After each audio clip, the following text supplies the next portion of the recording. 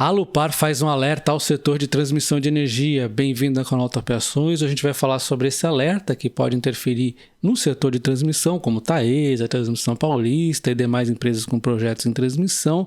E nós vamos falar também da Alupar, falando dos dividendos, do preço teto aí previstos para 2023. Vamos traçar alguns cenários e vamos falar um pouco mais da empresa. Então deixa o like no vídeo, considere também se inscrever no canal ativando o sino, que aí você é notificado quando eu faço novos vídeos. Eu vou começar falando sobre a questão da inovação, que é muito ignorada por muitos investidores, mas é importante as empresas estarem atentas a isso, porque é isso que vai ditar como que elas vão enfrentar as mudanças que acontecem no setor, todos eles, principalmente de energia, muitas mudanças, e ela precisa encarar aqui não só para ganhar eficiência no presente, como também para enfrentar o futuro.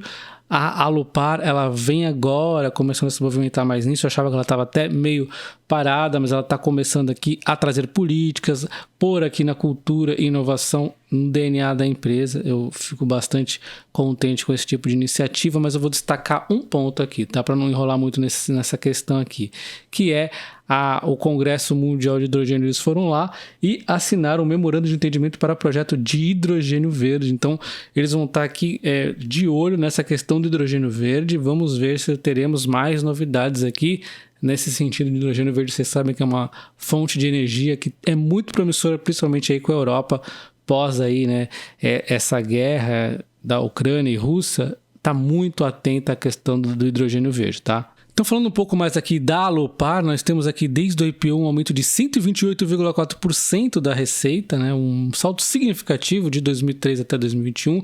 Nós temos 131,5% aqui no EBITDA e mais 22% nos 9 meses de 2021 até 2022. Então, continua aumentando e vai continuar aumentando ainda, tem coisas para aumentar. E o lucro 74% aqui de 2013 até 2021 e agora um salto mais significativo ainda, né? 61%. Deu um salto demais, né?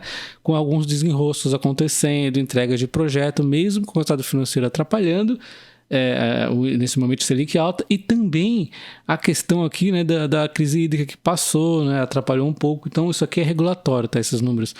A empresa consegue aumentar muito. Só que quando a gente observa as cotações, lembra que cotação segue o lucro. Não vem acontecendo tanto com a Alupar. Desde o IPO, as ações subiram apenas 38,06%. Isso que deixa a empresa barata. A gente sabe que o IPO existe aquela precificação lá no futuro, né? E aí acontece depois uma certa queda, o mercado esquece dessa precificação positiva, que era até correta, mas assim, o mercado começa a achar que é exagerado, cenário complicado no Brasil, né? Crise hídrica aqui aliás, do governo Dilma. E aí nós temos a recuperação de 2016, uma realizaçãozinha, uma alta significativa, aquela pandemia aparecendo, e depois ela vem subindo gradativamente entre sobes e desces, mas ainda é pouco pelo que a empresa tem apresentado nos seus números. Se a gente pegar a mínima, estou falando da mínima da Alupar até o dia de hoje, ela subiu 93,92%, que mesmo assim é pouco para o tanto de lucro que ela vem aumentando aí, né? Como vocês devem saber, a Alupar é uma empresa de transmissão e geração de energia, mais transmissão, né? Seus contratos são registrados pelo IPCA, a maioria, né? 62% na média geral e 38% no IGPM. Então a gente vê anualmente acontecendo esses reajustes aqui, né? A transmissão anualmente é reajustada, então a inflação primeiro atrapalha e depois retoma, né? E quando a gente viu o resultado aqui da Alupar no último trimestre, a gente viu o EBITDA, né, dando esse salto interessante muito por conta da receita de transmissão aumentando. Então ela vai entregando projetos e também tendo esse reajuste aqui, né, da RAP dela, né? E nós ainda podemos observar que teremos crescimento aqui, uma evolução na RAP nos próximos anos, até o 26, 27. Ainda existe um salto significativo para acontecer, mas ainda assim a empresa está de olho em novas oportunidades e novos projetos para estar adquirindo, que ela é uma empresa bem pés no chão, né?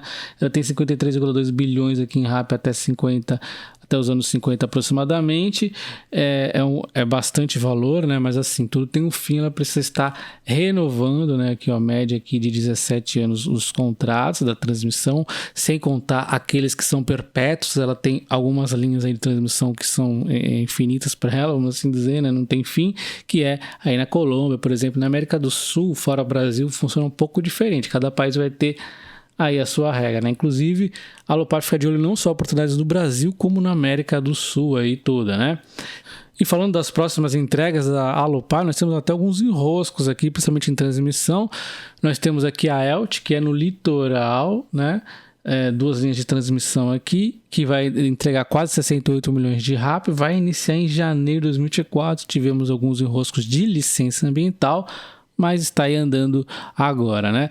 Nós temos aqui a transmissão na Colômbia, essa aqui a concessão é perpétua, para sempre mesmo, né? Deve começar em julho de 2023, vai trazer uma RAP significativa de 130 milhões, tá? E ela já está trazendo recentemente 1/12 dessa receita, porque teve uns enroscos também lá por culpa deles, então eles já estão pagando esse 1/12 aqui para compensar, né? Mas de qualquer forma vai iniciar em julho de 2023 e é perpétua, tá? Bastante significativa essa receita de 130 milhões praticamente. E nós temos aqui uma outra muito representativa, é feita aí junto com a Eletrobras, se eu não me engano é 49% da Eletrobras e 366 milhões aqui de receita anual permitida. Ela é bastante grande, está muito enrolada por conta que passa aqui, principalmente por conta disso, né, que passa pela terra indígena, né? E aí vocês sabem que é uma confusão, né? Mas assim, eu acho que existe um exagero isso aqui no Brasil às vezes, porque nós não estamos falando de um empreendimento que vai fazer uma devastação, uma linha de transmissão, né? Não é tão complexo. Aí tivemos, olha o quanto de enrosco, né?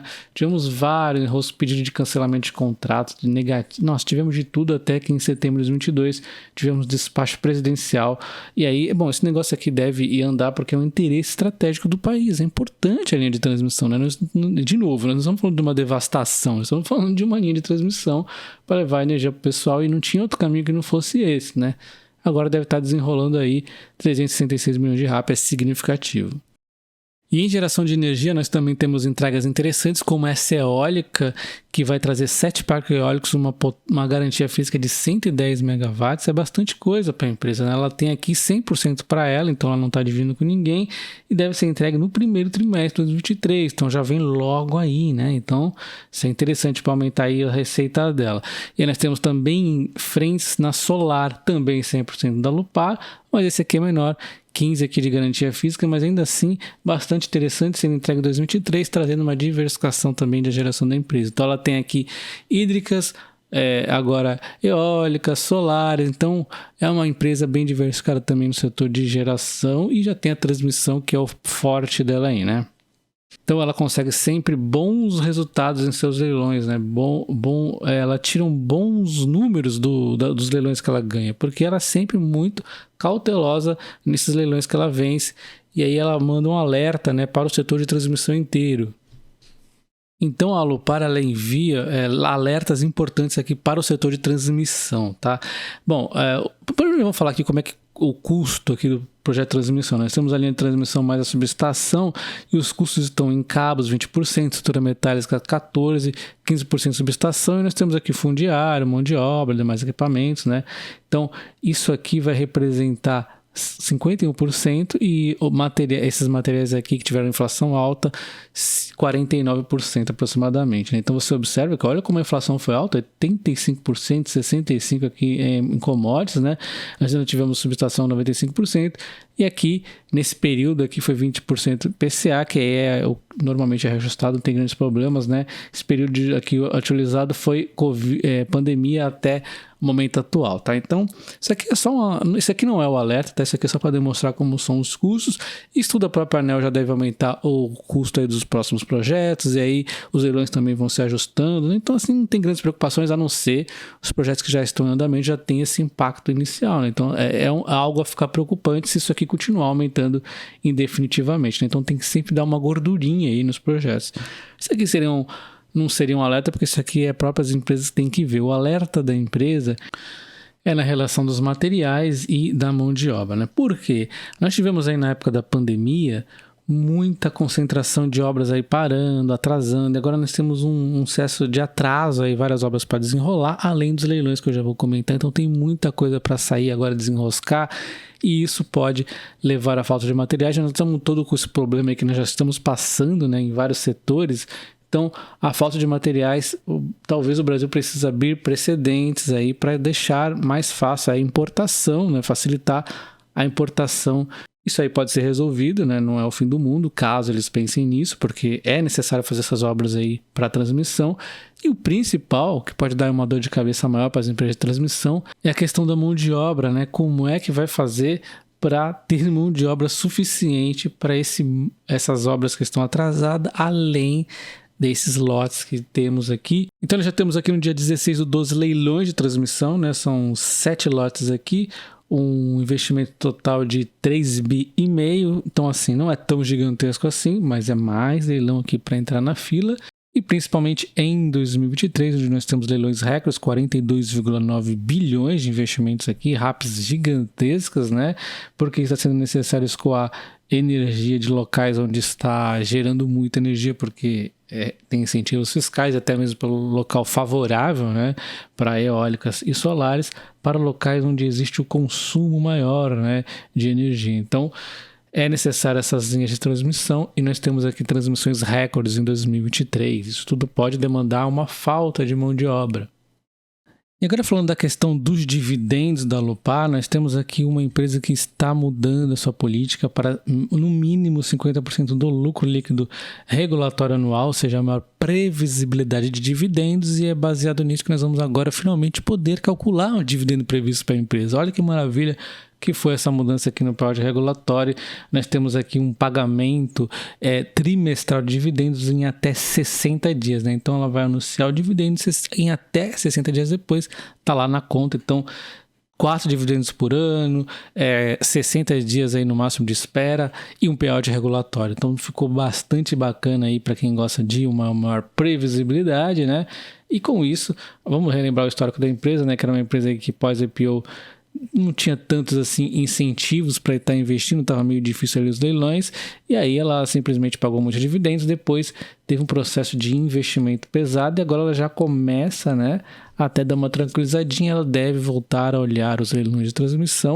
Eu já vou calcular o preço teto dos dividendos da Alupar e mostrar para vocês, mas devo lembrar que membros do canal Top Club têm acesso a esses preços tetos todos, inclusive eu já vou cadastrar a Alupar aqui e tem várias outras ações aqui, beleza? Então, falando aqui dos dividendos da Alupar, não adianta a gente ficar calculando 2022, o exercício termina, tem mais um trimestre para encerrar, porque 2022 está mudando essa política ainda, né? Vamos pensar em 2023, que é o mais correto, inclusive, para pensar no preço teto, tá? Para falar de 2023, a gente vai falar do exercício. A empresa agora não vai passar a anunciar 4 vezes ao ano, trimestralmente. Então, quando são os trimestres? Fevereiro anuncia o último trimestre do ano anterior, então não é aqui que a gente conta, esse aqui a gente vai esquecer por enquanto.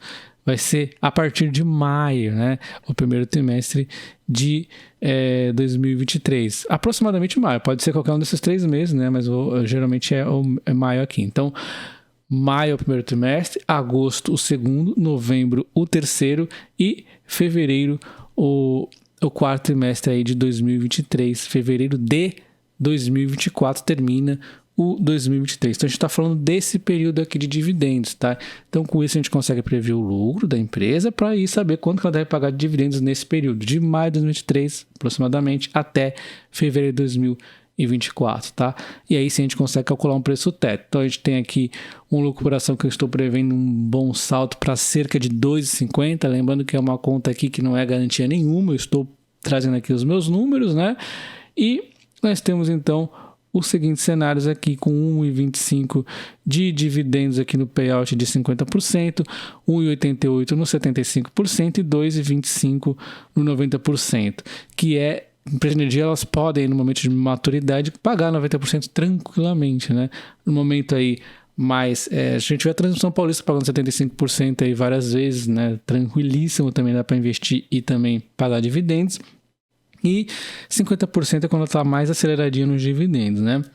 Então, assim, caso ela vá ser agressiva nos leilões, a gente pode pensar em 50%, mas eu gosto de pensar que um cenário bastante ok para ela é o de 75%. Lembrando assim, caso ela ganhe muitos leilões aí e pague 50%, não tem problema nenhum, né? A empresa está investindo, não é um problema, é algo positivo, mas a gente tem que pensar no cenário neutro para ela, que 75% é bem ok aqui para ela, né? Dá para levar os investimentos que ela tem agora e até ganhar talvez um lotezinho aí, né?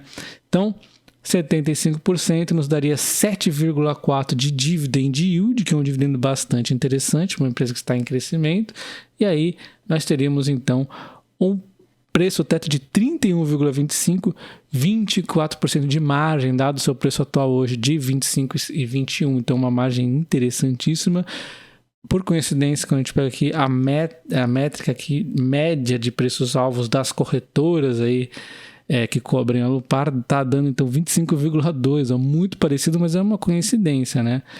Os preços das corretoras aqui, né? Então, a empresa tem um desconto interessante, porque 24%, ou seja, 25%, seja qual for aqui as duas que você for pegar, para uma empresa de transmissão de energia, basicamente isso, tem geração também, mas é mais transmissão, puxa, é um desconto que eu, Dalton, gosto, né? E vai da sua métrica aí o que você acha, né? Depois que a empresa começa a ter aí leilões interessantes, pagando dividendo porrada, aí ela já não vai estar tão barata assim, talvez, né? O mercado é que manda, mas a expectativa é essa. Então, assim, eu gosto da empresa nesses preços.